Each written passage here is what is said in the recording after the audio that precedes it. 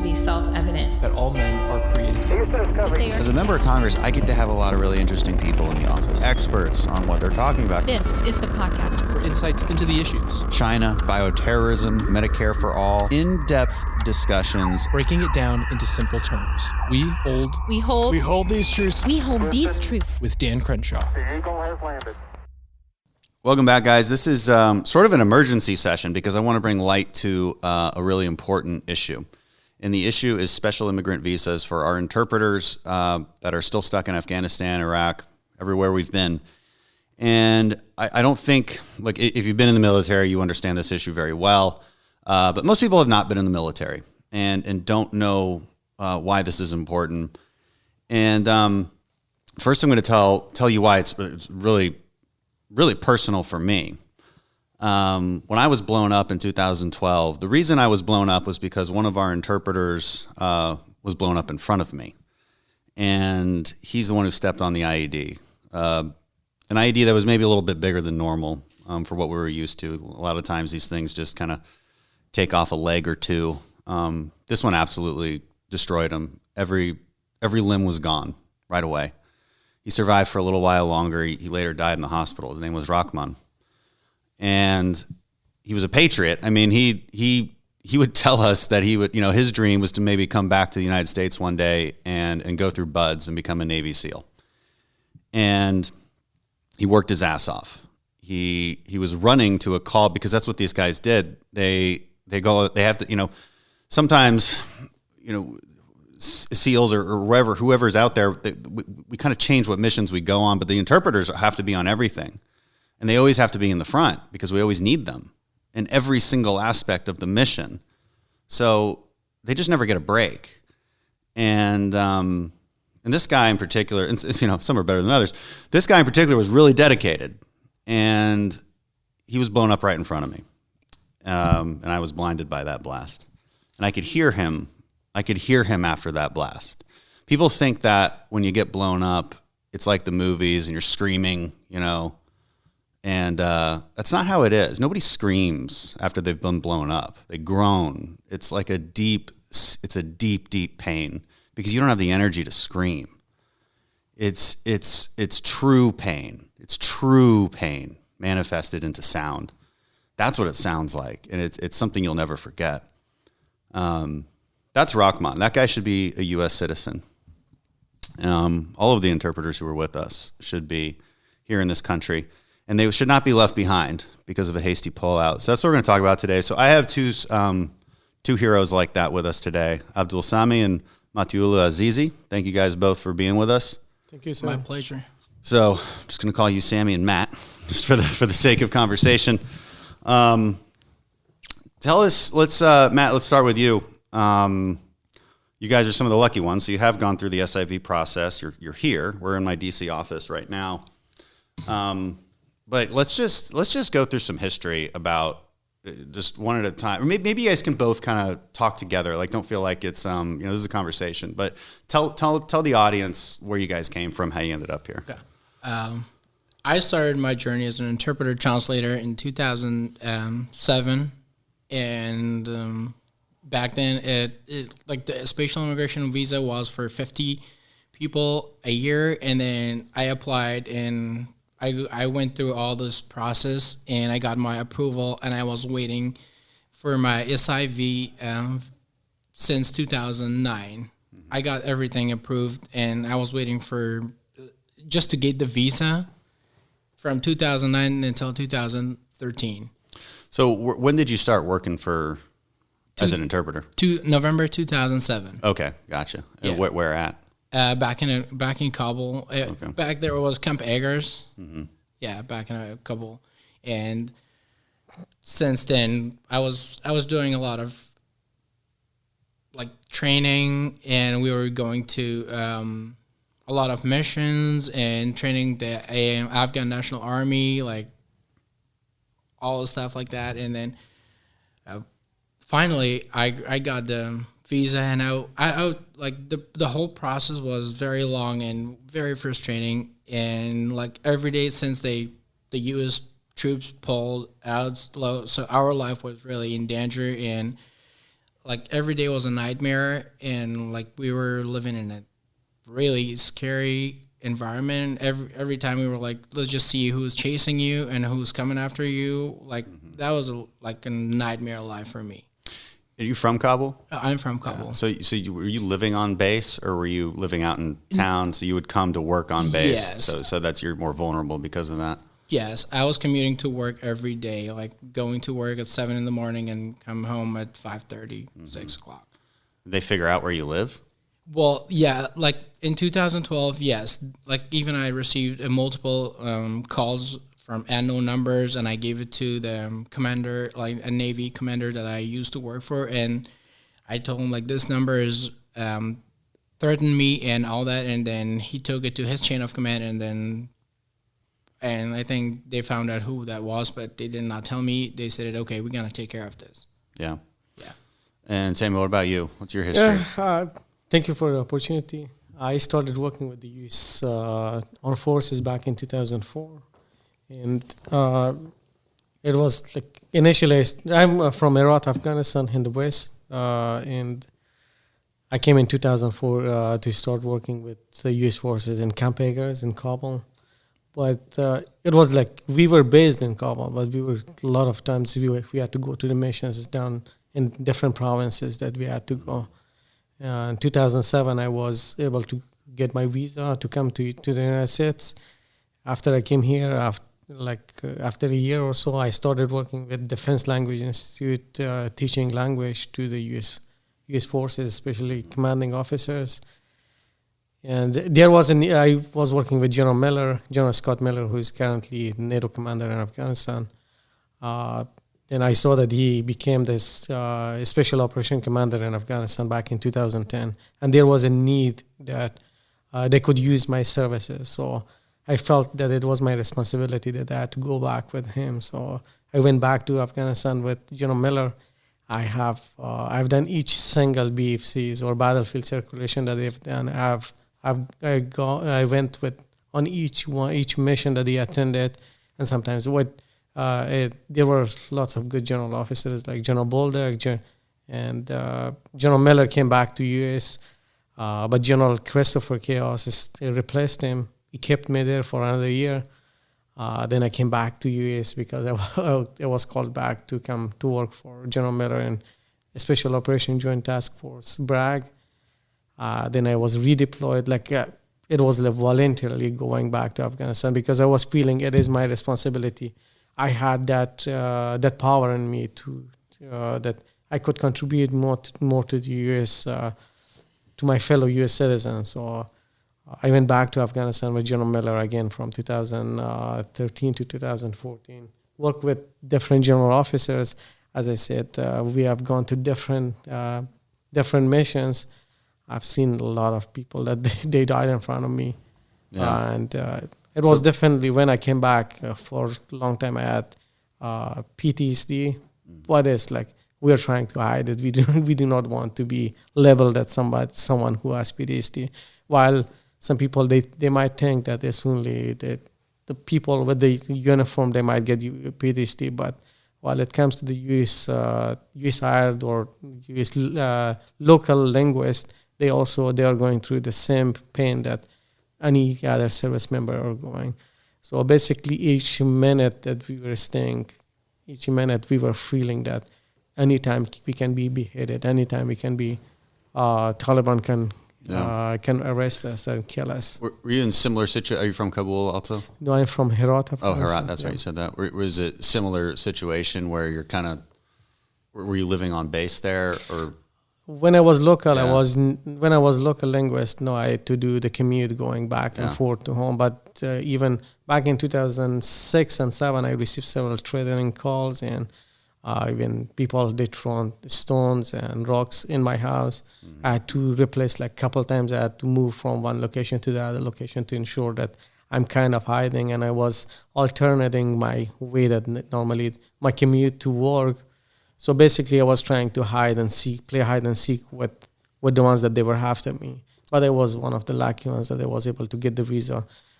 For me, it took me almost a year and a half to get the visa. How many people do you guys know I'm sure you're in contact with maybe other interpreters who never got a visa, or maybe it was too late by the time they did. Is that a lot? There are so many linguists that I do remember that some they started from 2002-3. They still haven't received their visa. Jeez. They work there, and we fear that as soon as U.S. forces leave and withdraw from Afghanistan, they're going to be number one target. And the other problem is that most of the time, like I was listening to radio other day, and I saw President Ghani said that please do not issue visas to Afghan linguists to come to the United States because the other people might fear that it's something big is going on. He was talking to President Biden, but what I think he doesn't see what's really going on. He doesn't feel the pain. He can't protect you. Yeah, you know. If I was there, I could have asked him that. Are you willing to leave your family members once U.S. leaves Afghanistan? You're living in the palace. There are tens of thousands of people that they are securing your family. But you cannot see the pain that the Afghan linguists and Afghan contractors are going through. You do have the possibility that you can come to U.S. or any other country you want because you used to live in U.S. Not those people, not those poor people. As soon as U.S. forces leave, they don't have any option. And as you know that linguists are the number one target for the Taliban and insurgents because they, as you know, that they know if they kill an interpreter, they are going to be disabling the entire team. So it's going to be difficult. Sometimes it was difficult to find linguists, and I've seen a lot of linguists that they were working next to me and they died. They were killed. Killed in action or killed because they were targeted? No, they were targeted. Really? Specifically targeted, yeah. I have, like one of my friends' cousin, he was working in Kandahar, then he was moved to Mazar, to Balkh province, and he was on a mission that he was targeted and he was killed. And as you know that like for a while, it was like an easy target. If you had civilian clothes, they would kill you first because they know that there's a linguist. So that's why that they had to change and put their uniform to ensure that they can blend in and they do not know who is the linguist. Yeah, that makes sense. What do you guys think? Here's a more general question. I mean, what's in the future for Afghanistan now? If we're pulling out in September. Unfortunately, what I see right now, I do not see any future right now. The problem is that as soon as we can see all the big problems that as soon as U.S. announced that they are going to withdraw from Afghanistan, you can see that Afghan government, they lost a lot of territories that they were under their control, and they are right now Taliban-controlled areas. I've never been able to figure out why the Taliban are so much more ferocious of fighters than like the guys we're training. I just can't, we beat our heads against the wall constantly. It's like we have so many more. We have tens of thousands of Afghan National Army that we've trained, but they just, I don't know, there's a different cult. It's almost like a different warrior culture. And I all these years, it's difficult to understand. So I too am pessimistic about their ability to hold territory. Yeah, the problem is that what we can see right now, they do not have anybody to back them. Like even Afghan forces, they're right now in a dilemma. They do not know what to do. And they can't fight dirty either. Exactly. Which is a big, I'll grant them that because I'll never forget when we're like, hey, we need you guys to go do this mission. And they're like, no. And then they're like, no, you come with us. And we're like, we're not going to be here forever. You guys go do it. And they're like, would you go there in these Humvees that we have? And then we're like, nope. Good point. So I get it. They don't have the backup, and again, the Taliban fights dirty. I mean, they're laying the IED threat. Really, it's such a game changer for guerrilla warfare. It's unfortunately right now, as you can see, this number of their threats or number of the attacks that they are doing is much increasing, and as we can look at the local media, we can see that day by day, the local provinces, even the province centers and district centers, they are falling under Taliban. I was watching the local news from Afghanistan the other day, and I saw that they were pretty close to even capture Charikar, which is literally 20 or 30 miles away from the capital, from Afghanistan capital, from Kabul.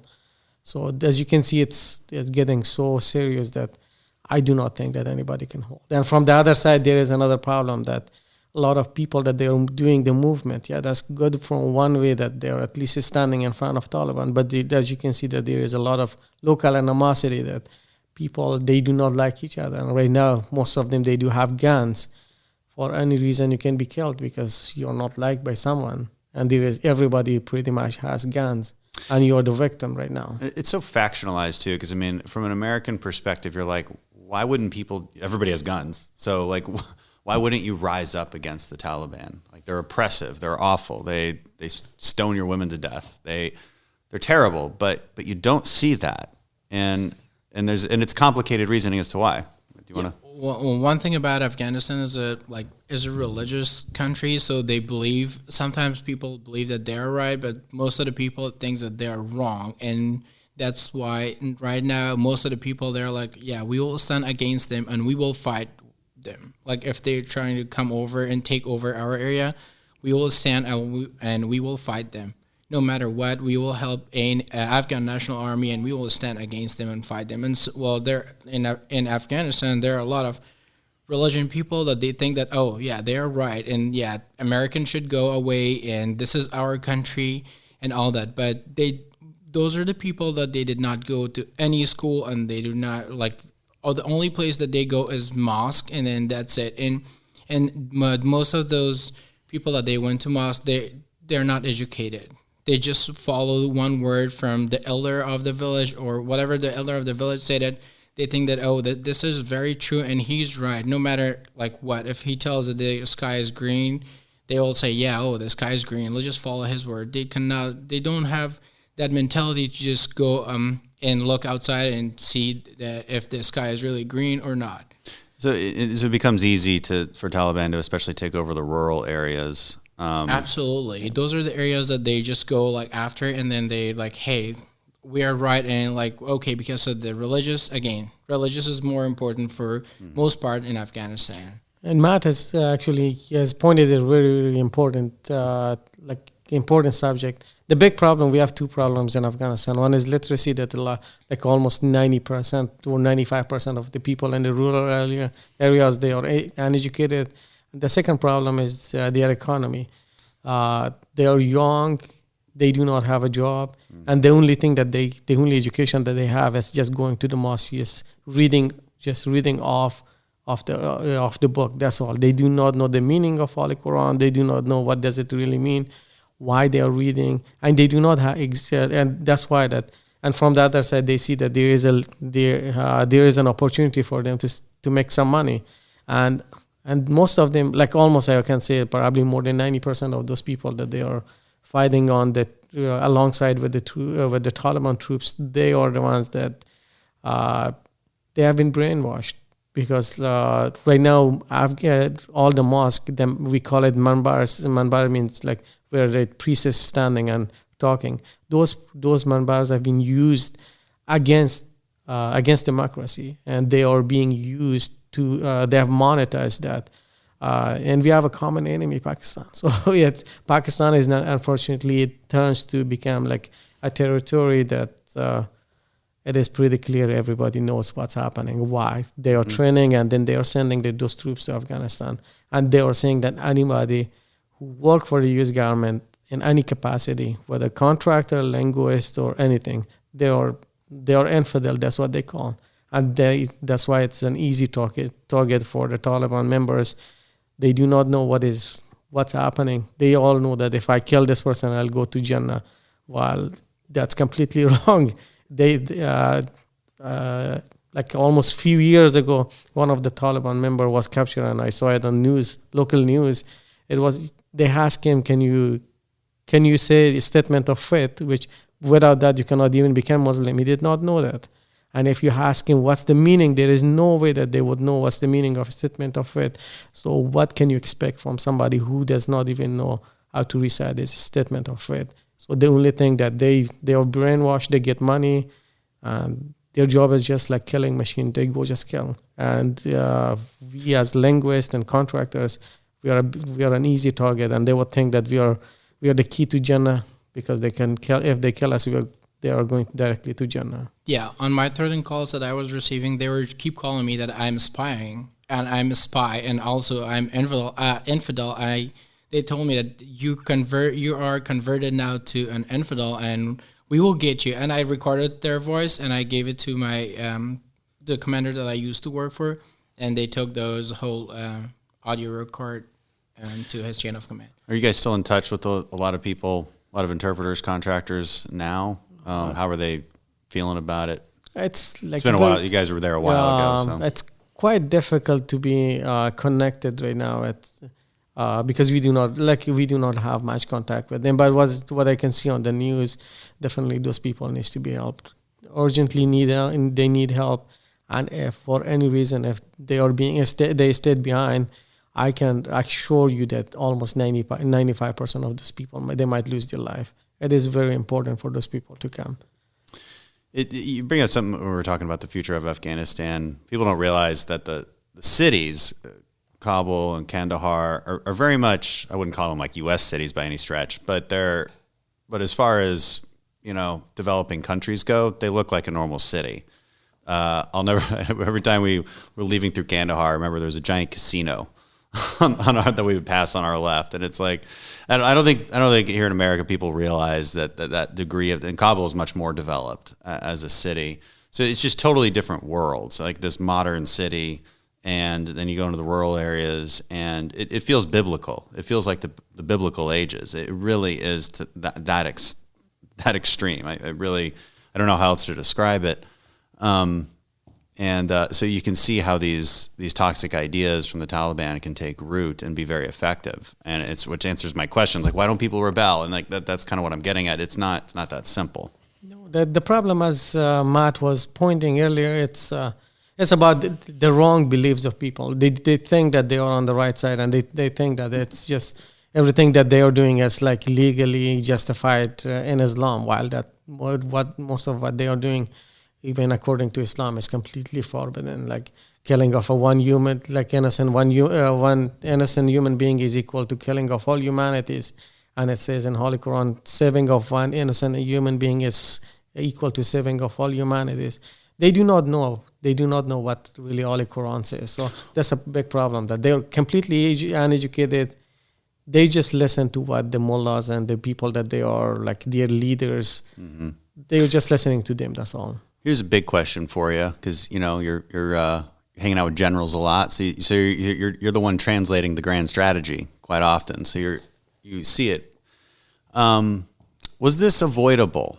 Right? This situation where we've basically, and I'll never forget a brief we got from some experts on Afghanistan before the deployment in 2012, and they basically said, you can control the cities, that's defensible, but you can never. Nobody in history has ever controlled the rural areas of Afghanistan. That probably seems right. It seems right now. So was this always inevitable, this outcome? Actually, or was there a better thing? What could we have done better? I think we could have done much better. The problem is that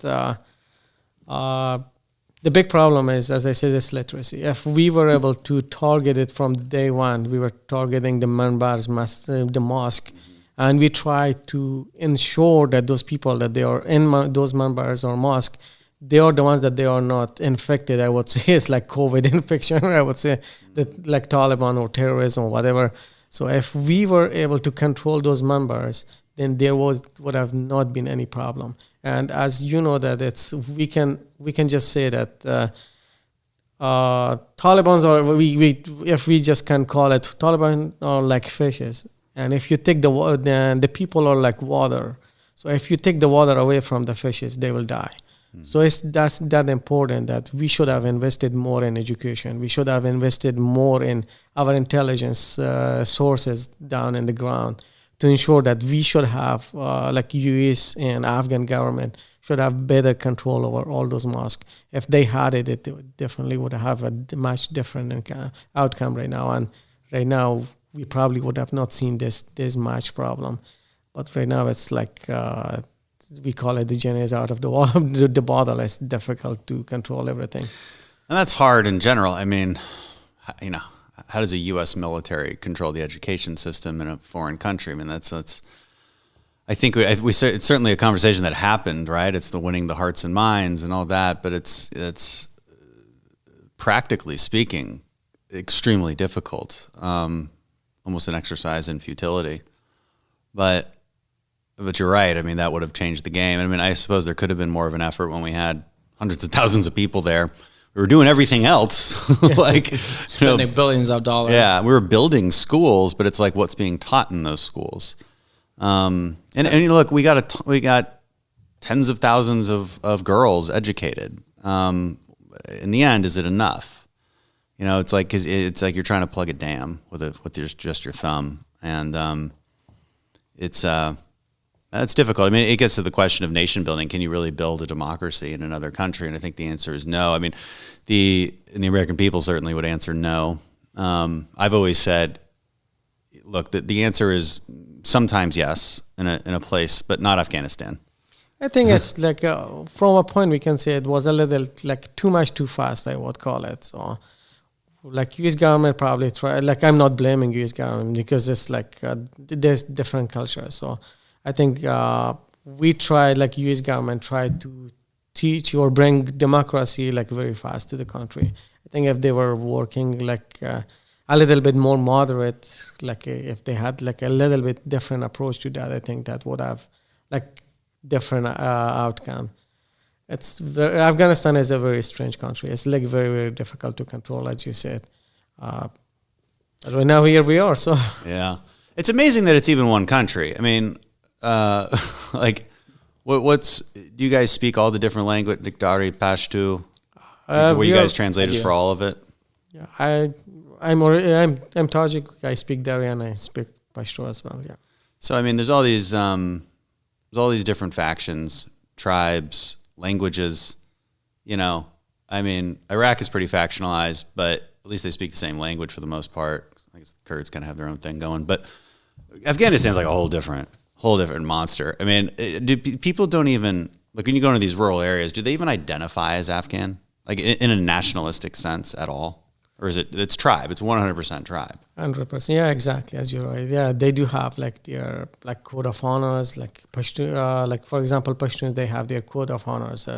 Like there are, I think, 7 codes of honors that if you stay in their village, then you can be safeguarded. So they have like code of honors. As you can see, it's like everything is like all tribal. So we should like. That was the big problem, that nothing has changed, and unfortunately, generation by generation, like same ideology was passed from one generation to the other generation, and it's kind of difficult to change that. So let's just end. What's your message to the State Department? Like it's a mix. It's complicated on these SIV issues, but fundamentally, State Department just has to prioritize this, and we have to tell them how important it is. So, last word. So, what I think is that the State Department will have 2 choices: either to risk the life of like that 20,000 people that they have supported U.S. forces, and then consequently it will have like a bad impact on the U.S. missions in future, or they have the options to somehow expedite the visa process for these people that they have been waiting for years, and right now their life is truly in danger. If they don't get their visa, they don't have any option to migrate to any other country, because you know that Iran will not let them go to migrate to Iran because they work for the U.S. government. And the other option that they have, Pakistan, as you know, that it's probably more dangerous. Like more dangerous to go to Pakistan. So they do not have any other option right now. So the only option is just help them to get their visa, or bring them over, try to expedite the process for those people. I would highly recommend to just give them their visas, just save their life, or either way, if they don't get their visas and once the U.S. troops pulled out, I'm pretty sure they're going to lose their life, and also not their life, probably life of their families as well. Because like for me, it was not only me, my brothers too. Like they were calling me and they were telling me like I am spying and my brothers are spying for the U.S. troops, because we were all working for U.S. troops, and they were like, yeah, we will come and get you. Like it wasn't only me. They said we will come and get you, and they know me and my brothers. We were working for the U.S. troops, so yeah, I would highly recommend that they should issue their visas before the U.S. Pull the troops, and it's really important for the Afghan interpreters to get out of there because they're not going to survive. It would be an atrocity. Yeah. It'd be an atrocity, and you know, for the policy side, what we're trying to do is establish at least because what they won't do is just grant the visas right off the bat. What we're hoping to do is establish a third location that we can send everybody, and then let the process play out there. And that's why we're doing this podcast. That's why we had you guys on.